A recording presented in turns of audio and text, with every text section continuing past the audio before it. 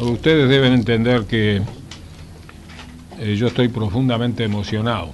El que me ve a mí en la sala de cirugía pensará que yo soy un comandante o cosas así. No tolero la más mínima transgresión de ninguna naturaleza, porque el paciente es el único privilegiado. Entonces, realmente en mi tarea soy tremendamente exigente, pero me emociono con tremenda facilidad. Algunas veces que me ha tocado recibir algunas cosas en el orden internacional, todo lo que he podido hacer es pararme y decir gracias, porque he llorado como loco. Y estoy muy cerca de que me pase lo mismo.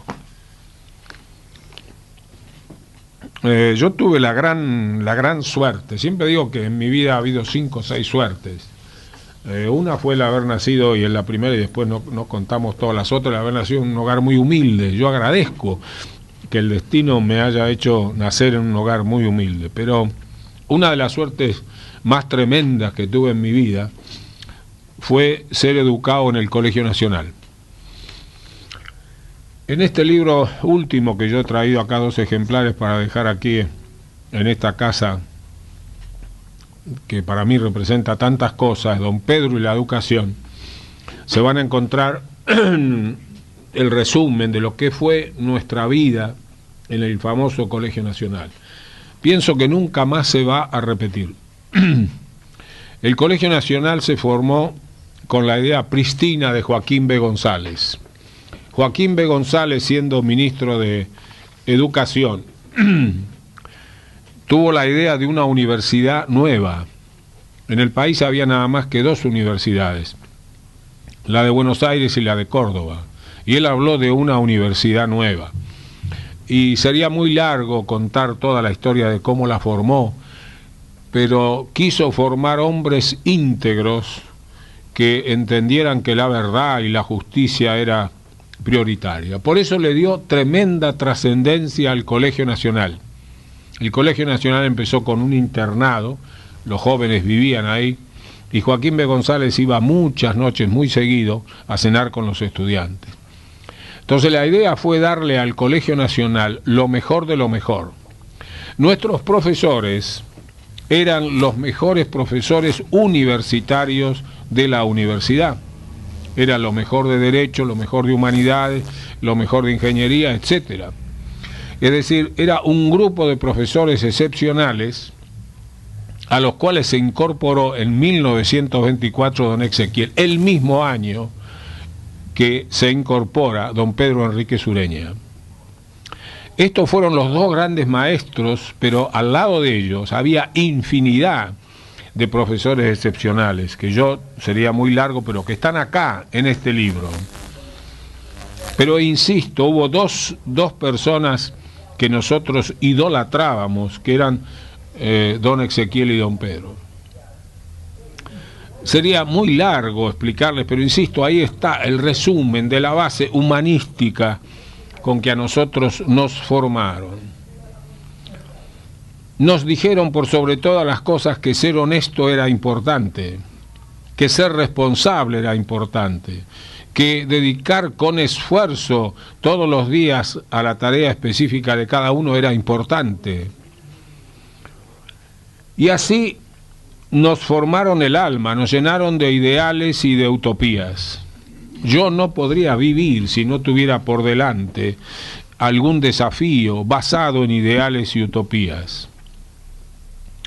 Y tuve la suerte de que vine a ejercer a Jacinto Arauz, y al poco tiempo, una vez que ya mi hermano se vino y yo cuando estaba solo no podía moverme ni a una chacra a tener unas horas de descanso, entonces un día me presenté a esta casa, me atendió Agustina y otra vez me encontré delante del maestro, que recién se estaba recuperando de su enfermedad. Solía decirme, me falla la primera, porque en esta habitación, aquí él se sentaba, generalmente yo estaba de espaldas a esa ventana, y le costaba levantarse o sentarse porque sus articulaciones estaban medias flojitas. Yo solía llegar algunos sábados, y lamento no haberlo hecho con más frecuencia, no está aquí el doctor Bufo, que fue testigo de muchas de esas charlas, yo solía llegar a las 2, 3 de la tarde a esta casa y a este lugar donde estoy hoy sentado, y raramente dejábamos de hablar antes de las 10 u 11 de la noche. Me daba pena, porque no estaba físicamente totalmente reintegrado. Le faltaba la conexión con el medio ambiente. Vivía acá encerradito en la casa. Y entonces yo le contaba todas las tragedias. Acá hay gente de Jacinto Arauz de aquellos años. Yo le contaba toda la tragedia social de la cual me tocaba ser testigo, porque los que están en Jacinto Arauz y los que están aquí, los que estuvieron, saben que nosotros atendíamos a todos por igual, sin distinción de ninguna naturaleza, católicos, judíos, protestantes. Ojo, una zona muy especial donde los católicos eran minoritarios. A todos por igual, nos metíamos en los ranchos, convivíamos con la gente, y yo le contaba todas las tragedias sociales que me tocaba vivir. Por eso el diálogo se hacía tan largo, porque don Ezequiel siempre tuvo compromiso social, siempre lo tuvo. Cualquier libro que se busque, se encontrará siempre ese compromiso social, a veces descarnado, de mostrar la tragedia que se presentaba y que hoy yo creo que ha aumentado. Por eso las charlas eran tan largas, porque yo le traía las cosas que él no podía ver, porque estaba aquí. Y siempre me decía, jamás me tuteó, no acostumbraba a tutear a sus alumnos. Y siempre me decía, Favaloro tiene que escribir, no tenga miedo, aunque sea con seudónimo, me decía, porque yo le contaba realmente hechos de real trascendencia. El hambre que había en algunas casas, la tremenda mortalidad infantil, etcétera, etcétera. Sería muy largo hablar de todas las cosas. Y así, insisto, vine muchas veces a esta casa, lamento en el alma que no hayan sido más, y entonces tuve la segunda etapa al lado de este hombre excepcional. Él tiene un famoso discurso a los escritores que leyó acá en la universidad.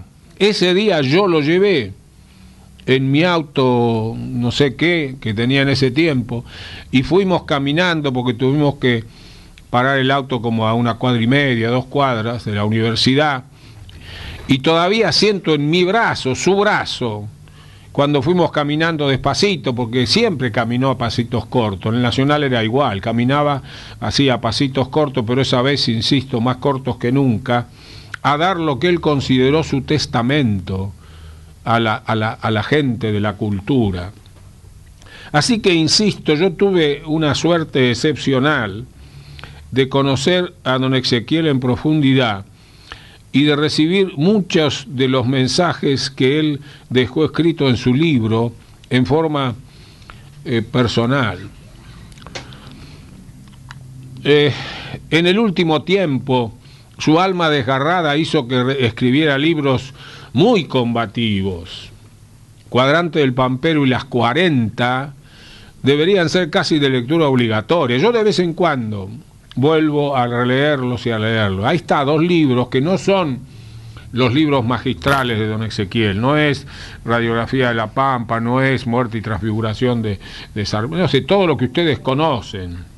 No son los libros clásicos, hermosos que él escribió. Es el hombre combativo que dice en forma descarnada cosas tremendas que cualquiera de nosotros hoy podría afirmar, porque esta sociedad se ha ido empeorando.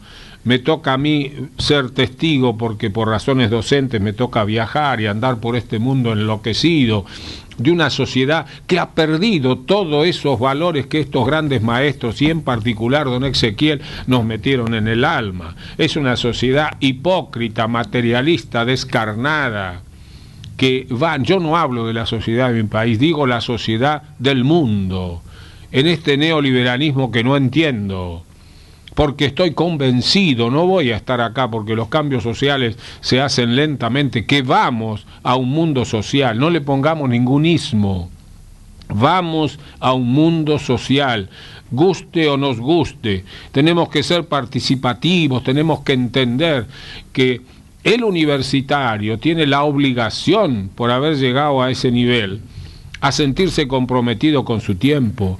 La tarea docente no termina en lo específico, termina mucho más allá. Por eso yo aparezco de vez en cuando en la televisión, yo escribo estos libritos, publico, como un acto de compromiso. Siempre me traen grandes dolores de cabeza, no crea que no es así, porque hablar de la verdad, de lo que ocurre hoy en nuestro tiempo, no es nada fácil. Yo estoy seguro que si hipotéticamente don Ezequiel estuviera vivo, escribiría cosas más serias y más dolorosas y más abiertas que estos libros finales de él, que en donde ya no está el escritor pulido, está el hombre que tiene el alma dolorida y que le muestra a la gente qué es lo que está pasando. Así que yo insisto, cuando yo llegué nomás acá y miré la casa y entré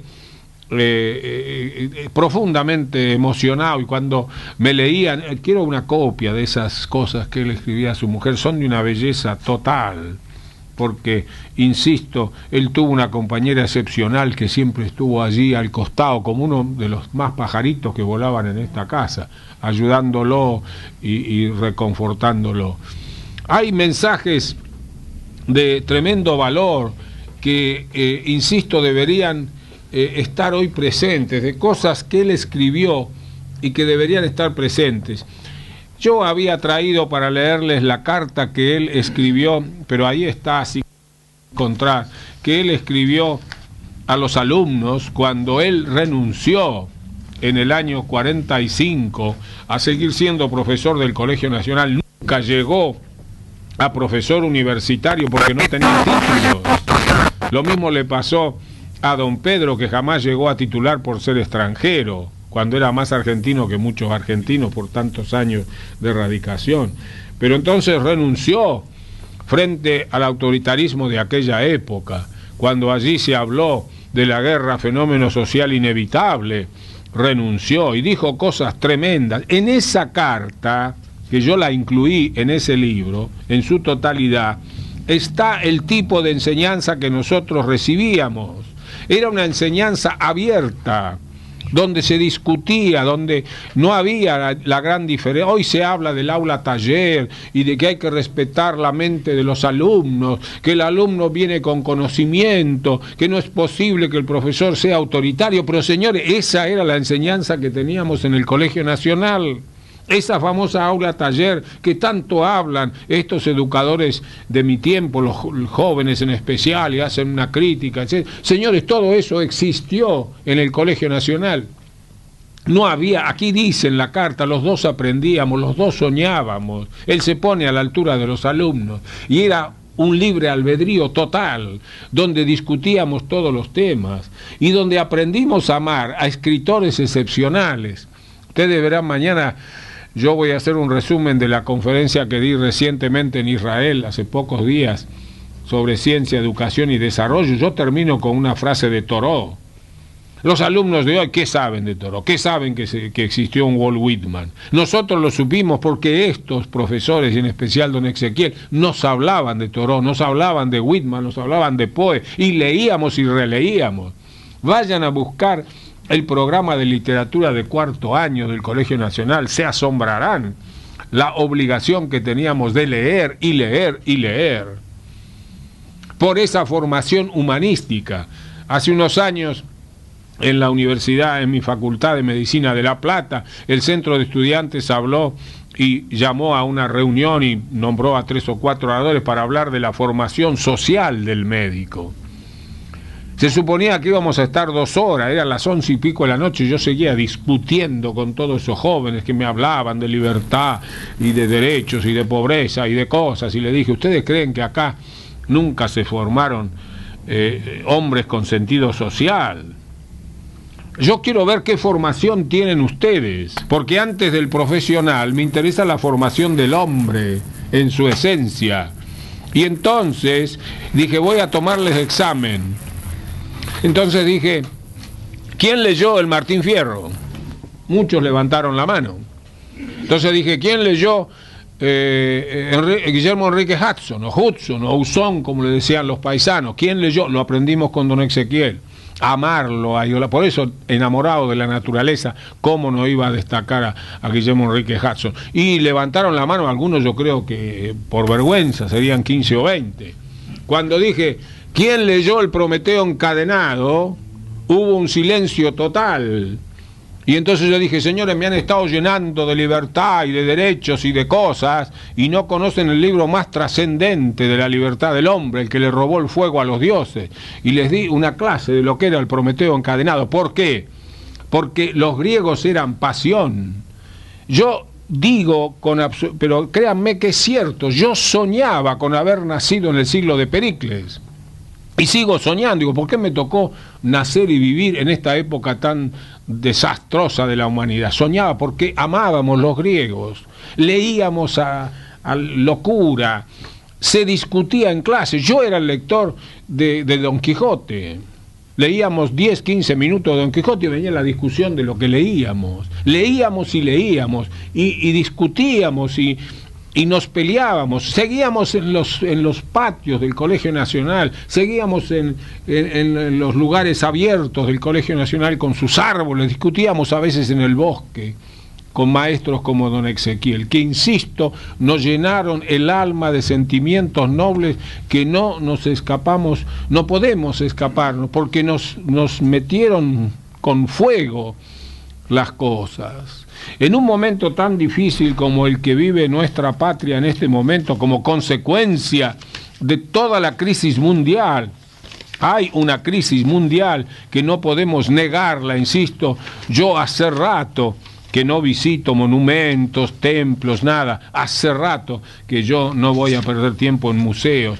Si tengo un rato libre, voy a caminar por las calles para entremezclarme con la gente y conocerlo. Entonces, en este momento en que, a mi entender, no se analiza en profundidad lo que nos está pasando y se está en la cosa chica cuando debería estarse en la cosa grande, en Cuadrante del Pampero, él escribió una cosa que creo que hoy tiene la misma trascendencia. Dice, servir a la patria no es solo tomar las armas para la guerra, ni llevarlas al hombro y a la cintura hasta para dormir. Es vivir todos los días con decencia y sencillez. Con decencia y sencillez. Y es entregarle todo lo que se tiene y no recibir nada de ella. Predicar los principios republicanos y democráticos de nuestra organización política, que son los que hacen feliz y provechosa la convivencia humana.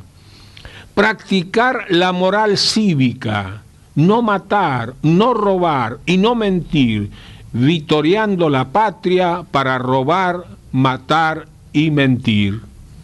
Amarla no solo para morir por ella, sino para vivir en el sacrificio, de hacer de ella el hogar de todos los hombres de buena voluntad que quieran compartir con nosotros nuestras satisfacciones y nuestras fatigas. Es para leerlo varias veces y razonarlo. Cosas como estas hay a montones en don Ezequiel, porque hay una frase de él que a mí siempre me ha servido. Dice, alguna vez le preguntaron por qué escribía y cómo hacía para escribir.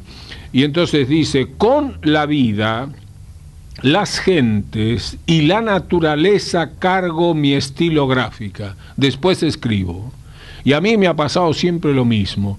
He cargado mi vida con esto, con la gente, la naturaleza, los problemas, y después he tratado de hacer todo lo posible para mejorar las cosas, moral y éticamente, dentro y fuera de mi profesión. Por eso, esta visita para mí tiene tanta remembranza y tiene tanta añoranza y tanta emoción, porque estamos hablando de uno de los grandes argentinos, muchos de cuyos libros, insisto, deberían ser libros de discusión y de debate dentro y fuera de los colegios. Yo les agradezco la invitación, no soy yo, no son ustedes los que tienen que estar agradecidos, soy yo, que me han hecho revivir horas imborrables, algunas de las cuales las pasé aquí dentro de esta casa. Muchas gracias.